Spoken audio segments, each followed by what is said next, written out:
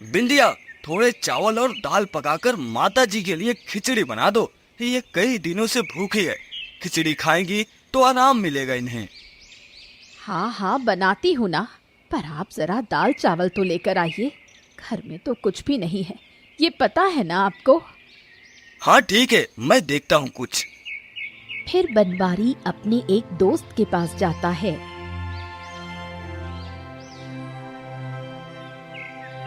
हरिया मेरे दोस्त। आओ आओ बनवारी। हरिया, मुझे तुम्हारी थोड़ी मदद चाहिए थी। हाँ हाँ बताओ, क्या कर सकता हूँ मैं तुम्हारे लिए। हरिया, मुझे थोड़े चावल और दाल चाहिए थे। एक बूढ़ी माता जी है, उन्होंने बहुत दिनों से कुछ खाया नहीं है। और तुम्हें तो मेरी हालत पता है, घर में कुछ भी नहीं बचा है। हाँ हाँ ले जाओ, बड़े बूढ़ों की तो सहायता करनी ही चाहिए। हरिया बनवारी को थोड़े चावल और दाल दे देता है। बनवारी उसे घर ले आता। बनवारी बेटा, तुम तो मेरी बहुत ज्यादा सेवा कर रहे हो। नहीं माता जी, ऐसी कोई बात नहीं है। बुजुर्गों की सेवा करना तो हर एक व्यक्ति का कर्तव्य है। तुम्हारी बात सही है, परंतु तुम तो मुझे जानते भी नहीं थे। ऐसे ही मुझे अपने घर ले आए और अब तुम और तुम्हारी पत्नी दोनों मिलकर मेरा कितना ध्यान रख रहे हो। मुझे अब लग रहा है कि मैं तुम पर बोझ बन गई हूँ। माता जी, आप ऐसा विचार मत कीजिए। जब तक आप पूरी तरह से स्वस्थ नहीं हो जाती और ठीक से चलने नहीं लगती, तब तक आप यही रहेंगी। परंतु बेटा, तुम्हारा काम भी तो ठीक से नहीं चल रहा है। तुम कब तक मेरे लिए लोगों से ऐसे दाल चावल मांगते रहोगे? मुझे अच्छा नहीं लगता कि मेरे कारण कोई इतना लाचार हो रहा है। लाचारी का क्या है माता जी, मेरा काम तो कब से बंद ही है। जैसे तैसे घर चल रहा था। आपके कारण अब हमें भी थोड़ा खाना नसीब हो रहा है। फिर भी बेटा, मुझे अच्छा नहीं लगता। मैं अब स्वस्थ हो गई हूँ। अब मुझे यहाँ से जाना चाहिए। तुम्हारी पत्नी को भी मेरा यहाँ रहना अच्छा नहीं लगता। परंतु माता जी, अभी आप ठीक से चल भी नहीं पा रही हैं। फिर इस अवस्था में आप कहाँ जाएंगी? बेटा, मैं ऐसे ही चल नहीं सकती। मुझे चलने के लिए एक विशेष औषधि की आवश्यकता है। तुम्हारे वैद्य जी की औषधि से मैं स्वस्थ हो गई हूँ, परंतु मेरे पैरों में चलने की शक्ति उस विशेष औषधि से ही आएगी। अच्छा, फिर आप मुझे बताइए कि वो विशेष औषधि कहाँ मिलेगी। मैं वो औषधि लेकर आता हूँ। वो औषधि एक दिव्य फूल का रस है। उस दिव्य फूल का वो रस पीने के बाद मेरे पैरों की गई हुई शक्ति मुझे फिर से प्राप्त हो सकती है। तो वो फूल कहाँ मिलेगा, वो मुझे बताइए। मैं वहाँ जाकर वो फूल तोड़ कर लाता हूँ। वन के पश्चिम दिशा में एक ऋषि का बहुत बड़ा आश्रम है।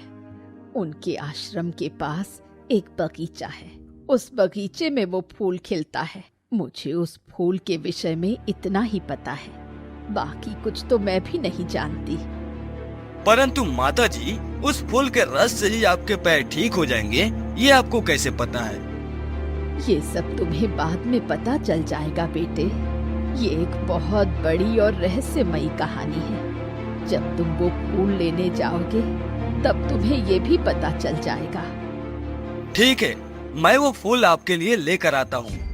बेटा, उस फूल को प्राप्त करते समय तुम्हारे प्राण रात को ही खिलता है, तुम्हें तब तक प्रतीक्षा करनी पड़ेगी। कल पूर्णिमा की रात है, परंतु उस फूल को तोड़ते समय तुम्हारे प्राण भी जा सकते हैं। क्या तुम्हें अपने प्राणों की चिंता नहीं है? रिसीवर, मैं एक बहुत साधारण गरीब लोहार हूँ। चाहकर भी अपना और अपनी पत्नी का पेट नहीं भर सकता।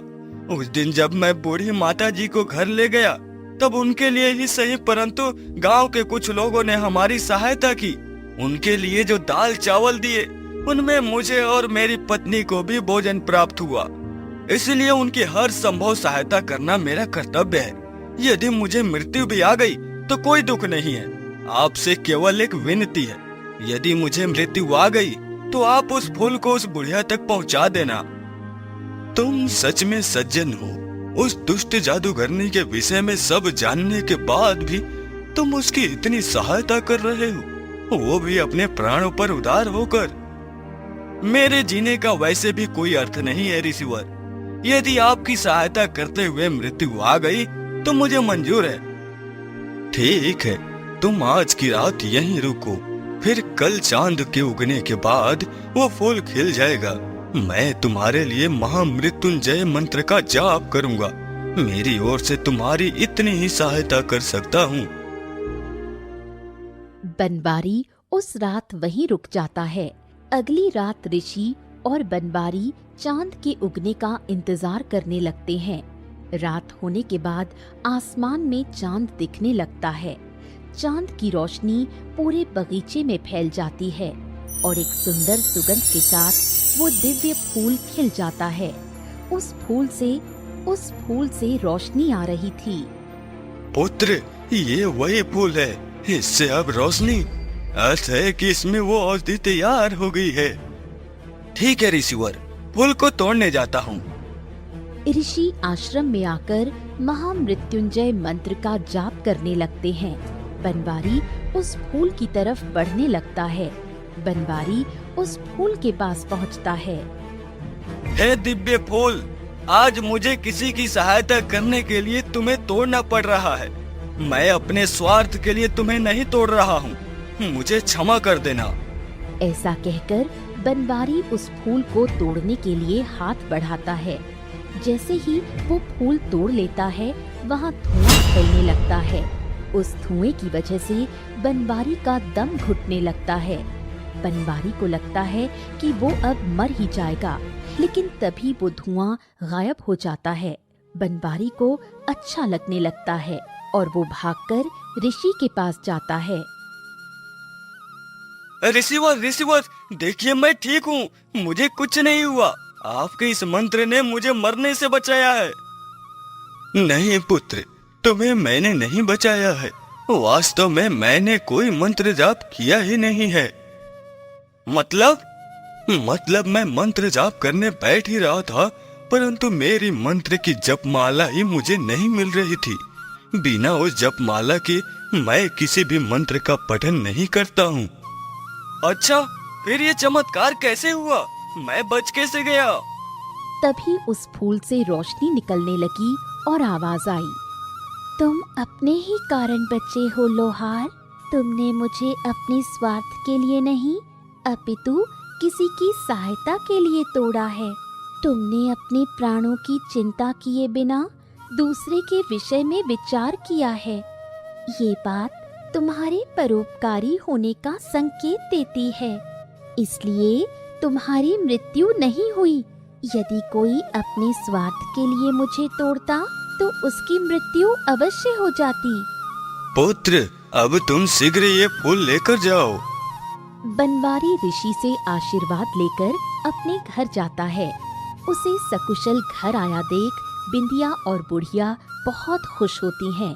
बनवारी बुढ़िया के हाथ में फूल देता है। माता जी, अब आप इस दिव्य फूल का रस पी लीजिए। बुढ़िया दिव्य फूल का रस पी लेती है। जैसे ही वो उस फूल का रस पी लेती है, वो फिर से जादूगरनी के रूप में बदल जाती है। फिर बनवारी, तुमने मेरे लिए आज जो किया है उसे मैं जीवन भर नहीं भूल सकती। मुझे अपनी गलतियों का बोध हो गया है।